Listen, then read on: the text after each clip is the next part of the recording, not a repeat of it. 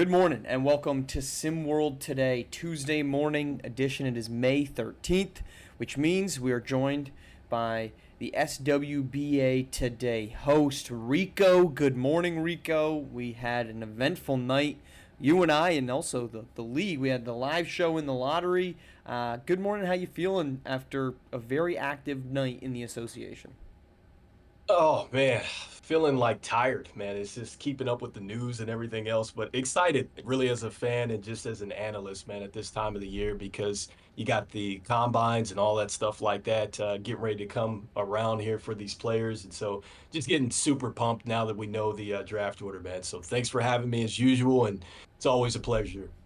Let's start with the lottery. We did the live show. We reacted. Um, I don't think my reaction was unique. I think as I looked along Twitter, I mean, the reaction on Twitter was so massive yesterday that Magnus Carlsen, the world's greatest chess player, even decided to weigh in. Wow. He decided to say 1.8% question mark. Sure. So the SWBA is not beating the allegations to such an extent that the world's best chess player decides that it's right to chime in, which I think is just poetic justice. We've let it fester. Any more takeaways from last night's lottery, in which the Mavericks are rewarded with the number one overall pick and the chance to take one of a handful of very, very good basketball players? Well, if you're a Chicago Bulls fan, I got to throw this out there. You lost the coin flip with the Dallas Mavericks, and the irony is they have the number one pick in the draft. That's Okay, so tough. I'm just saying that as a person that looks at I'm just saying to my Chicago Bulls fans out there that may be listening to our show, and so um, yeah, that was my reflection after everything. So I'm just saying. I I have always been steadfast that I don't think the league is rigged. I just think it. I just had always been, there's so many more examples of it not being rigged than it being rigged, right? In my opinion, just because we don't Yeah. remember all the normal things that happen. Um, Last night, I I I don't have an argument. I don't have ground to stand on anymore. And people are gonna be like, "Oh, well, last year the Hawks won it, and like no one freaked out." The draft sucked last year. I'm sorry. The reward was Alex Saar and Zachary Reese-Shea. Like it wasn't Cooper Kingy Cross, Lamarian Sherwood, Jamison John, like Trey Turner. Like the draft is better, and you rewarded. It's really disappointing that it happened. The league is the reason I don't think it's rigged is because they're just too obvious with it. Like this is the most obvious move, so it doesn't make sense for it. But it's just I'm disappointed by it. It feels as if there's no repercussions for terrible management, and instead teams like Charlotte, Washington, Utah will never be rewarded. Instead, it's big markets, and it's a real shame. I guess is what I'm getting to, Rico. That I just don't love.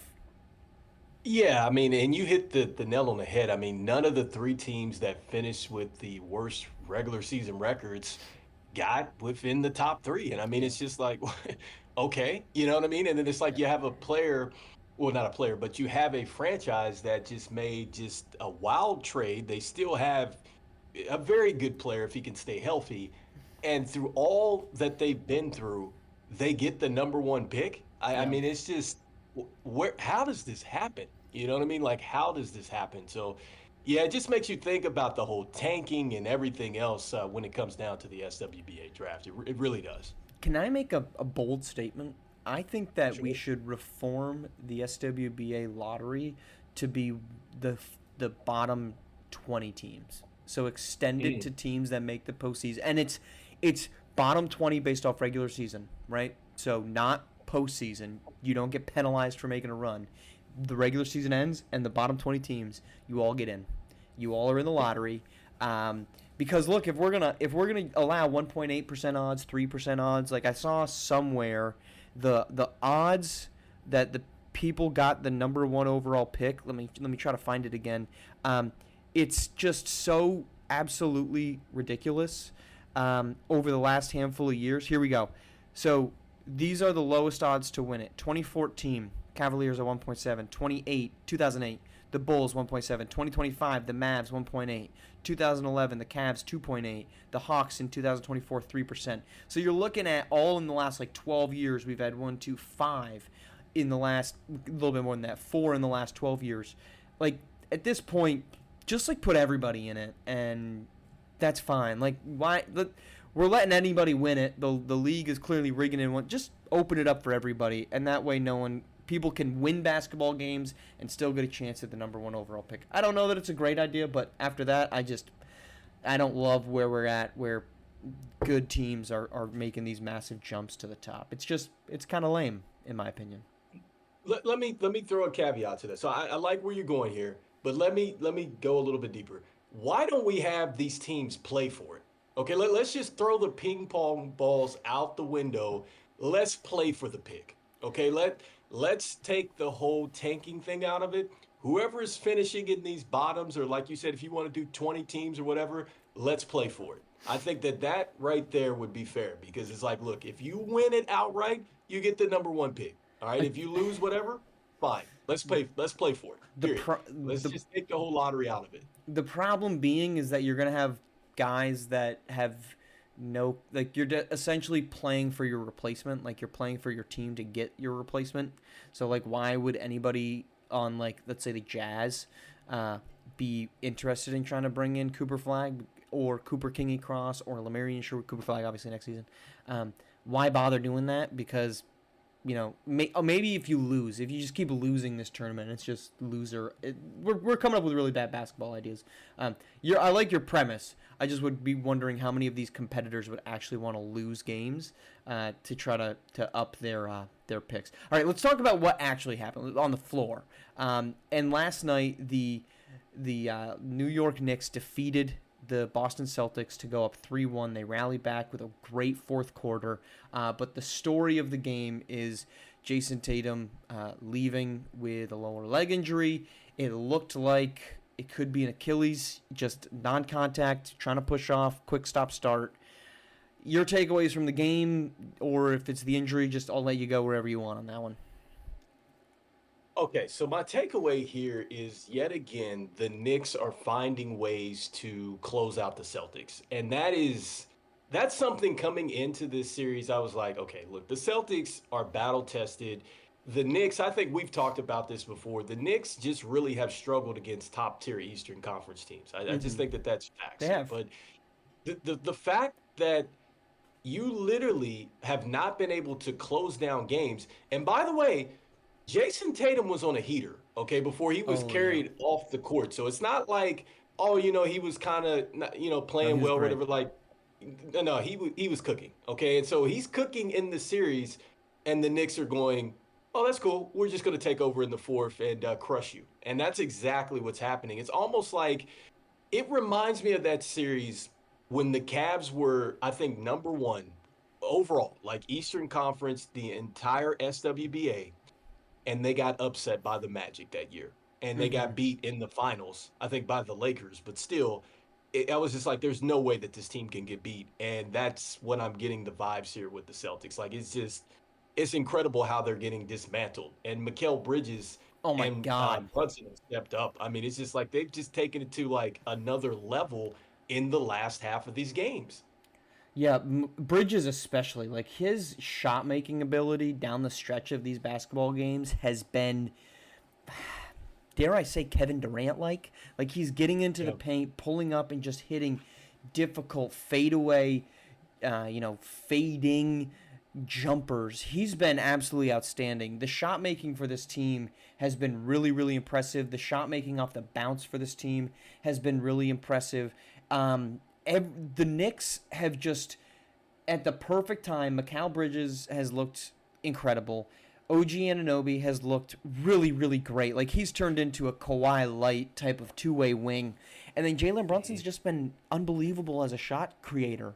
They have, the question mark about this team was always like, okay, what are they going to be beyond Jalen Brunson? And it was all like, well, what's Cat going to be? No, not what's Cat's going to be, because Cat has not been anything in these games. It's been Bridges, it's been Anunoby, and they have said, You, Boston, you got two great wings. We're gonna punch your wings in the mouth. We get Jaylen Brown into foul trouble. We're just gonna survive the Tatum avalanche, he was absolutely incredible before that injury, which we should talk about. But it has been so impressive to me that it's not just what Jalen Brunson's been doing, but Anunoby and Bridges have looked like all-stars, if not all SWBA wings in this series. I'm not saying they are overall, but in this series they've risen to this level that they have not touched. They've risen to the levels that everyone's like, well, if they could just get there, they're finally there in this series. It's been awesome. And can we add this too, Marsh? Like, I think that with the Knicks, it's always about Tibbs and just would the team be worn out? They Yep. don't look worn out. No. This is why I'm starting to get scary or like scared right now with the rest of the teams in the East left because the Knicks, they're not wearing down. Like No. they're actually picking up some steam, and this is generally where they can't get to the finish line. And so, if they figured out now how to be fresh at the moment that they need it the most, you don't want to see the Knicks. And a Knicks Pacers, which is like history tells us that's where we're headed. History tells us just because it's 3-1. A Knicks Pacers, like, bring back OG 1990s rivalry. Two very exciting young stars in Brunson and Halliburton with really just rugged, tough players around them. I love the prospect of Indy and New York as a conference finals in 2025. I love that. Right there with you, and that's what the league needs. I Yep. think that you need a league to get back to these rivalries, right? Like I think that that's something that just we've been missing that. Yep. Okay, and I think that this Knicks Pacers for sure is going to give you that. And really, they gave us everything that we wanted last season until the injuries and stuff like that. So I would like to see both of these teams, who I think really you're starting to see they've gotten better because the Karl Anthony Towns situation, it's working out. Mikal Bridges is starting to find his way now that he got past the whole trying to figure out what his shots were and all that Mm-hmm. stuff. But that's looking pretty good. And then you got the Pacers, who I think that I love what they did at the trade deadline. They're deep It's and great. they're feeling great right now. And we're going to get overwhelmed with Reggie Miller choking sign, choke Mhm. animation. We're going to get that 30 times a day on every single social media platform and every single media broadcast that's coming in. It's going to be that over and over again. And I can't wait for Tyrese Halliburton to bust it out in MSG if the Pacers get a road win, because it's going to happen. It would be, if things hold, it would be an incredible series. And the Cavaliers might not be with Donovan Mitchell, so that could wrap it up. And then let's talk about Jason Tatum. He goes down with, as of now, we don't have information, I don't believe, that I've seen, but I have to Yep. assume it's going to be an Achilles rupture or tear, one of the two, pretty much the same thing. I am perplexed by this, Rico. We continue to have stars going down with these non-contact Achilles injuries. Damian Lillard, Kevin Durant, DeJounte Murray, now obviously what it appears to be Jason Tatum, James Wiseman. I mean, I know he's not a star, but it's just, I want to know why it's happening at the rate that it is in the SWBA. I cannot figure it out. And I'm not asking you to. Yeah. It's just in general. It disappoints, and it dismays me, and it's just so interesting. Not in a good way. Yeah, I mean, it's wild, right? And I mean, we don't know what it is. I mean, it says that he was, holding his right ankle. And so, hopefully it's not that, but we'll find out something officially. But yeah, it's interesting, man, when you see this, because the stuff that happened to Dame, I almost wonder with him, could it have been maybe more of like a conditioning standpoint because he was out and then he came back? And I just think Mm-hmm. about Kevin Durant when it happened to him with the Warriors. I think his started with a calf strain Yep. and then he came back and then it was the Achilles, right? And so that's why when you're talking about a calf strain, I can just tell you as a runner, man, that is not an injury that you want to play with because it really can turn into something like that. So with that, I understand it. But then when it just randomly happens like this, like I get that you're putting so much, on your joints and things like that. Like I hope it's not that. That's really all I can say. I always cringe when I see this stuff. I do. We do as well. We hope for the best, though certainly expecting the worst. All right, the other big piece of non-basketball news yesterday, Giannis. An interesting little story. He is open to exploring other places, but not actually asking for a trade, which of course everybody took to mean Giannis is getting dealt this offseason. Is it the right move? Where do you hope? Because no, we can't make a prediction, but where do you hope he goes if you could pick a deal to make and send him anywhere? For me, I would like to see him go to the Rockets. I'm Okay. serious. Like, I think that that would be a piece that they need. Okay. And I think that they have the pieces in place where they could still stay young enough. They could give up maybe some draft capital here and it not completely tear down the cupboard, right? I think that if they go in for Kevin Durant, personally, for me, I just think that you're going in on a star that's aging, and I know that Giannis, he's older right now, but I would bet more on Giannis and his game and giving you that championship experience than I would go with Kevin Durant. And I love Kevin. 100%. Trust me, I love him. I'm just saying, man. Like if I'm going to do a deal like that, I need some time. I'm going with Giannis, and so I don't know how that deal gets done. Look, at this point in time, the way that what is it, Jalen or not? Yeah, Jalen Green, the way he played and the way he's been playing with the up and down play, maybe you have to package him in. I don't know because I'm You definitely gotta. exploring that. I think you I'm do. exploring that. You do also just to get the salary that would be required. Supposed trade through the ringer would be Jalen Green, Alperen Sengun, first round pick in 2025, which is going to be number 10, 2027, and then one of the Suns' future first. So three firsts and then one young all star, one promising young player, although a polarized one. I think it's San Antonio. I Wow. think if you're sitting there and you say, okay, we got the number 2 pick, do Sure. we want Lamarian Sherwood or Trey Turner, Cooper Kingy Cross, right? One of these guys that we talked ad nauseum about yesterday. Do I want that guy? Or do I say Giannis plus De'Aaron Fox plus Victor Wembanyama? That's my core. And then I can do the number 2 overall pick plus, maybe you have to throw in Castle to make that thing happen. Castle, Devin Vassell, Jeremy Sohan is according to the Ringer some salaries that would make it work. I obviously don't know off the top of my head, but I'm saying those. And then just a couple other picks because you have a lot of them. San Antonio kept them all.